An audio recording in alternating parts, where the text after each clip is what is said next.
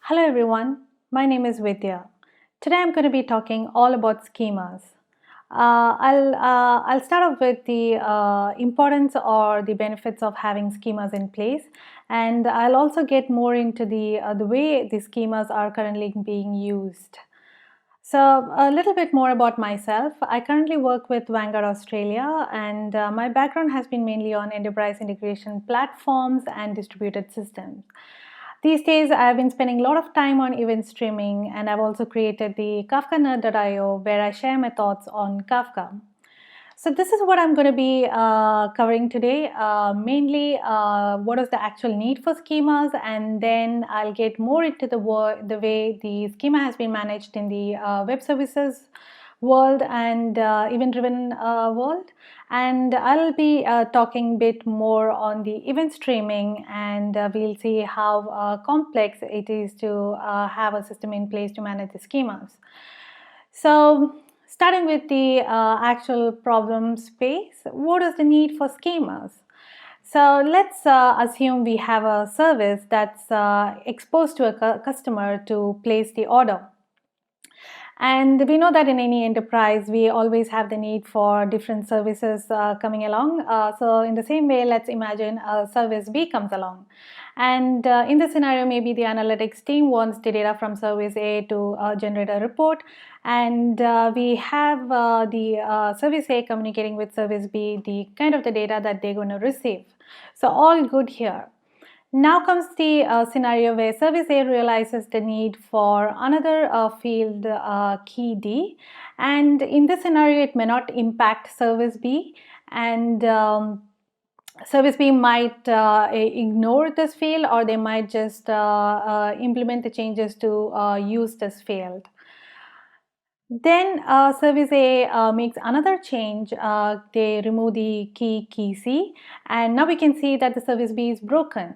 So now we'll have people from the developers from service B kind of debugging to find out what went wrong, and talking to service A to understand why they had to remove this field.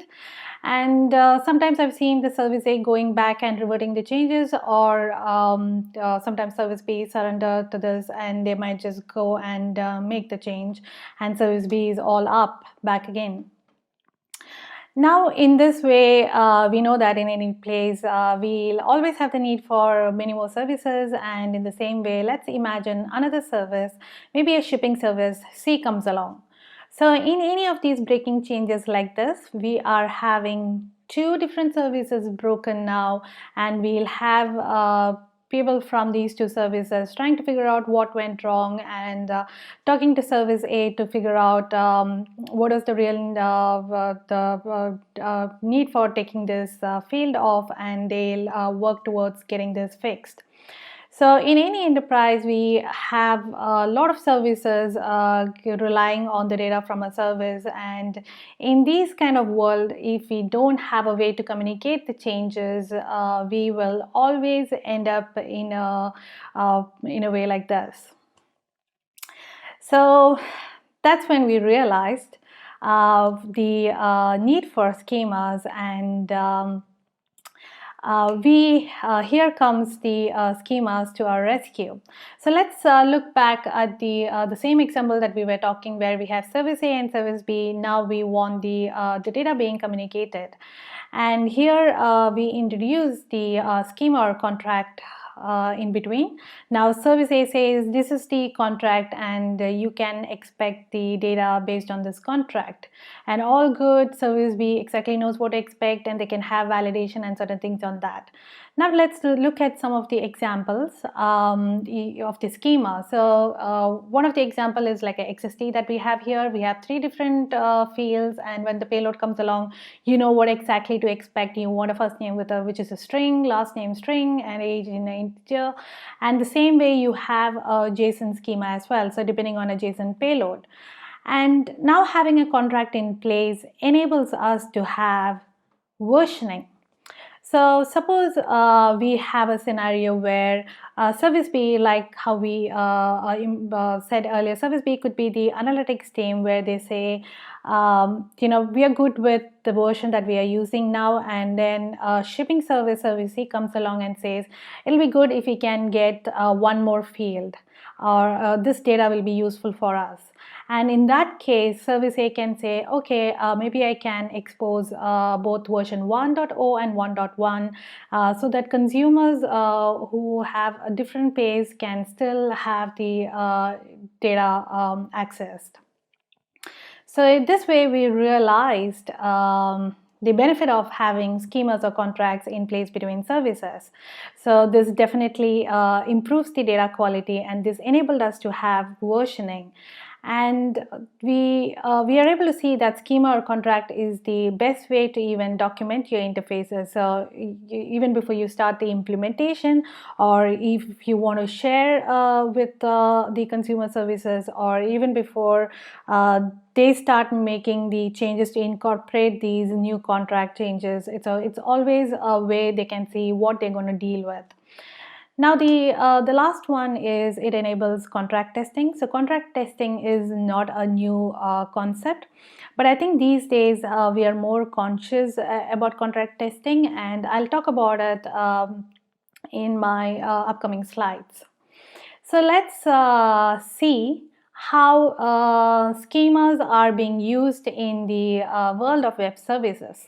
So if you see here, we have service A, and it could be either a SOAP or a REST service, and in the same way we have either a XST or a JSON schema being used.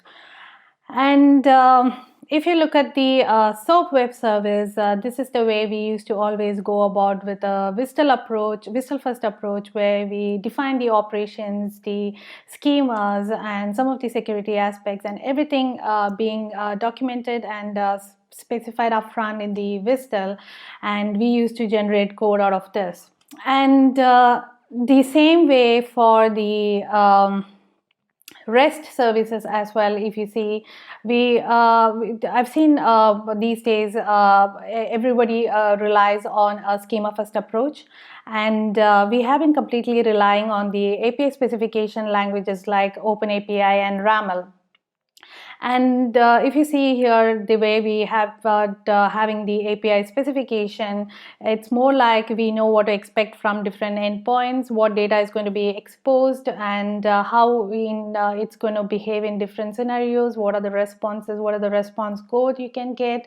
And so these kind of aspects, and we have been completely relying on some of the tools, the Swagger tools like the editor, code generator, validator, and most of the things to support this kind of an approach. So this is one of the another example I just found on open banking. So if I just want to go about and start using this, I know exactly what to expect. So this is like we have found this works better when we have the schema being defined first. Now let's get into the aspect of once the schema has been defined, so contract is in place. So when any changes happen to the contract, we usually pass that on to the consumer service, and consumer service starts the implementation based on that contract. And then once we have all the integration tests written for the implementation, what we have done, we ship it to the pipeline, and we'll have all these long integration tests running. But some of the cases we realize later that we find issues much later down the line, and that's when we realize the need for a contract testing much before we even start the implementation. So that's where the contract testing comes into place. So we can see here initially when the contract is being given or anything changes to the contract, we will have a consumer driven contract test against this contract mock, and we'll see how what are the changes that's come along, how does it work, what do we expect out of that. If we use only one endpoint, we can just get that tested, so we don't have to go about and do the implementation first. We can just get this tested initially. So one of the examples that I've seen is Pact, and so it's the kind of the way I said earlier, you can have the mock provider and you can have the consumer. It's mainly like the consumer driven test against that, and what are your expectations, and does it really cover all your expectations on that perspective. So that's all about contract testing. It'll be good to think about contract testing if you already have the contracts in place. Now let's get more into the event-driven architecture. So in the event-driven architecture, if you see, it has been more asynchronous communication. So we did see the synchronous ways, the way we have been using the APIs, and now from there we are looking at more into where the order has been created and maybe something else need to happen in the background, like maybe this item needs to be shipped, or maybe we need to send the data to the data lake.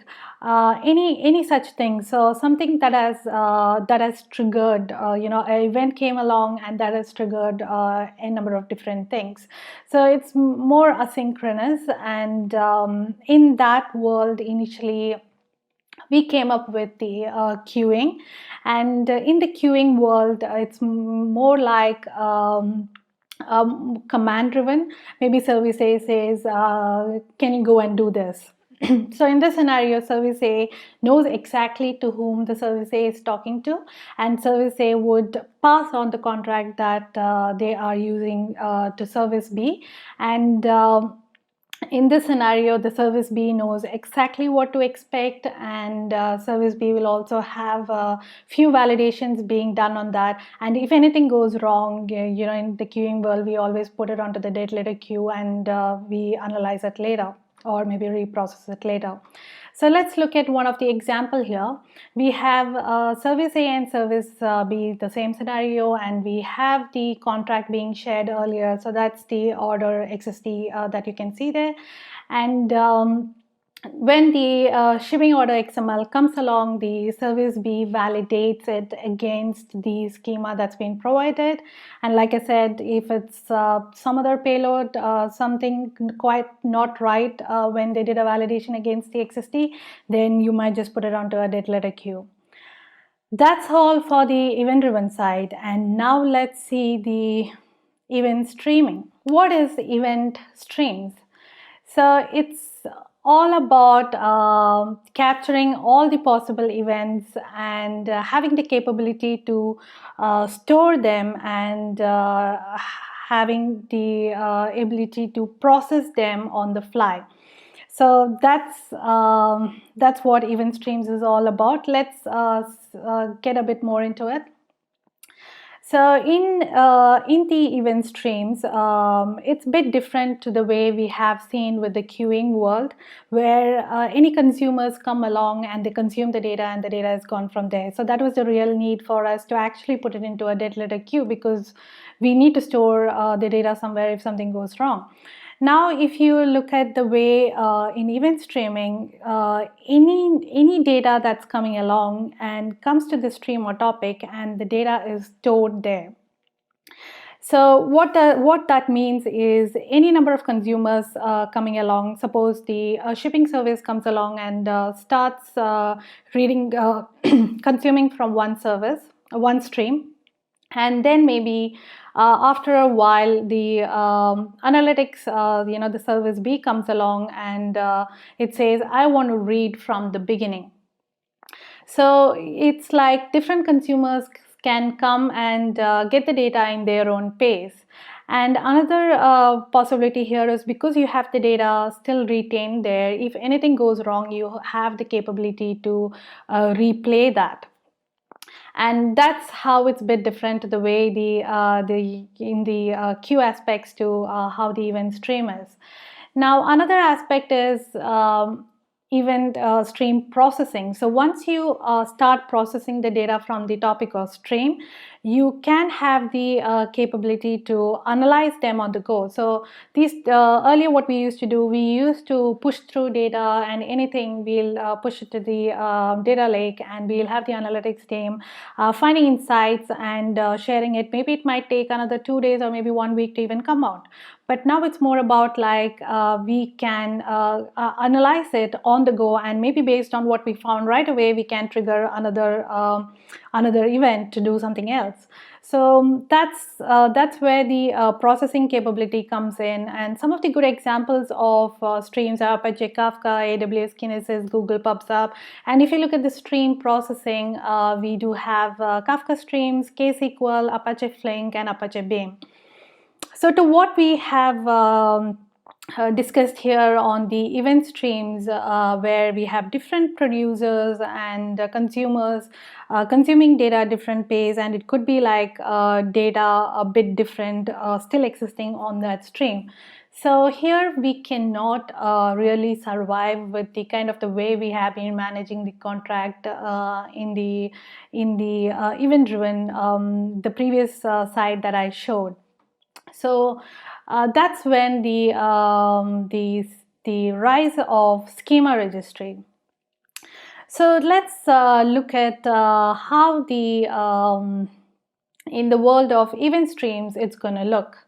So if you see where we have the contracts now, it's actually shifted more towards the streams or topic, because it's very hard to maintain this contract with every producer or every consumer. We want it a bit more specific to every topic, where we say anything that comes along needs to be validated.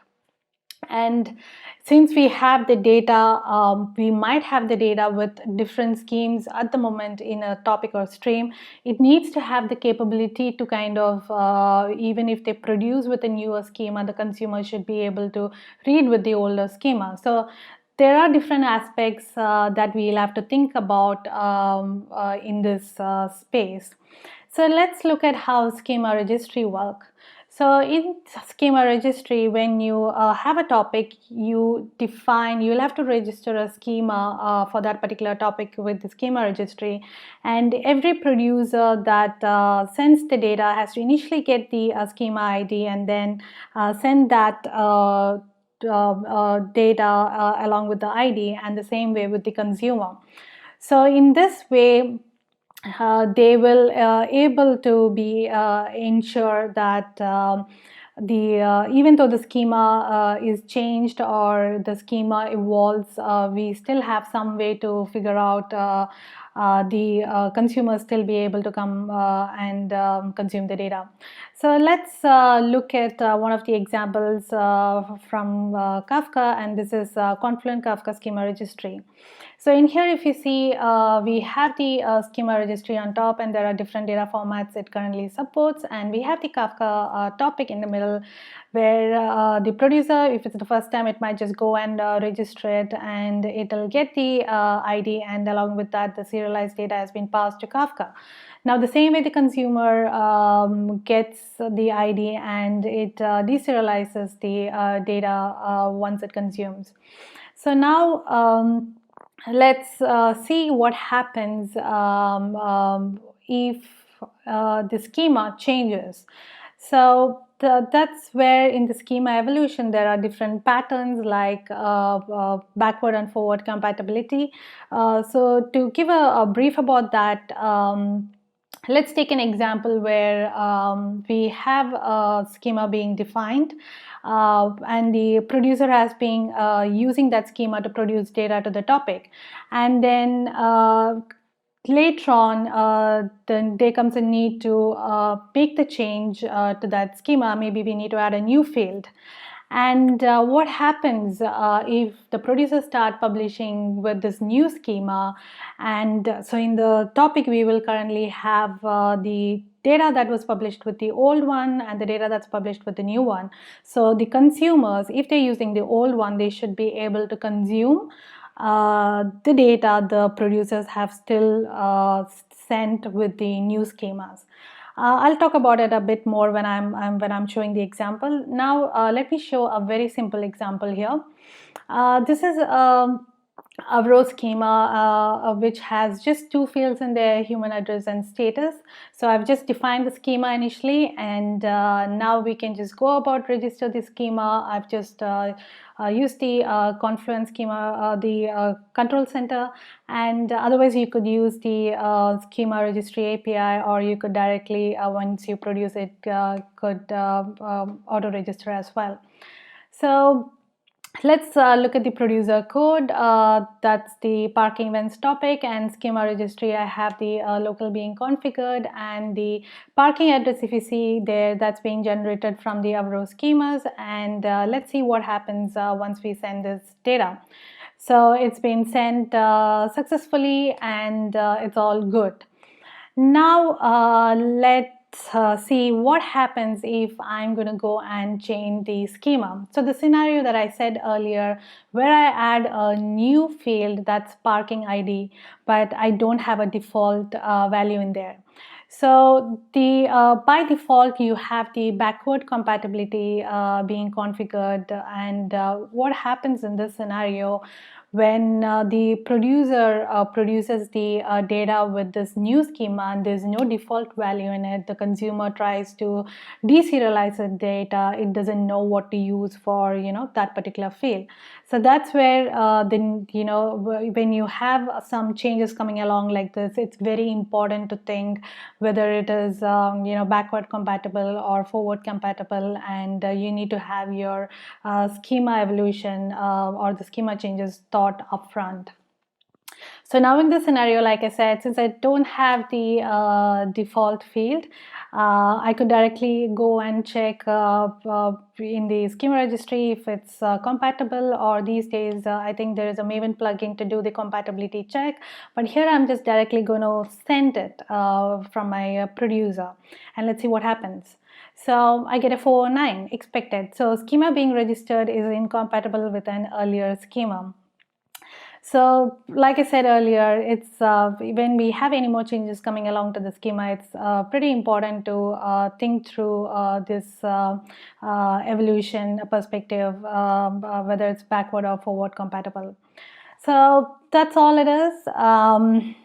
If you look at what we have seen in the schema registry, this is like a golden gateway between the producer, consumer, and the topic. And this way, we are able to have an efficient way to serialize and deserialize the data, and we are also able to have an efficient way to evolve our schemas. That's all was there for me. So we spoke about the benefits or importance of having schemas, and then we looked at the way schemas are being used in the web services and also in the event-driven world. And I did get into the event streaming, and we did see the need for schema registry as well. Like we see here, we are living in a super connected world, and if you think, for example, in any enterprise, we have a lot of connected apps or services, and if we want all of these services to seamlessly work together, and if you want to generate quality data, it's very important to have schemas in place. I hope this session was useful for all of you. I'm happy to take any questions after this, and feel free to reach out to me on LinkedIn or Twitter. Thank you.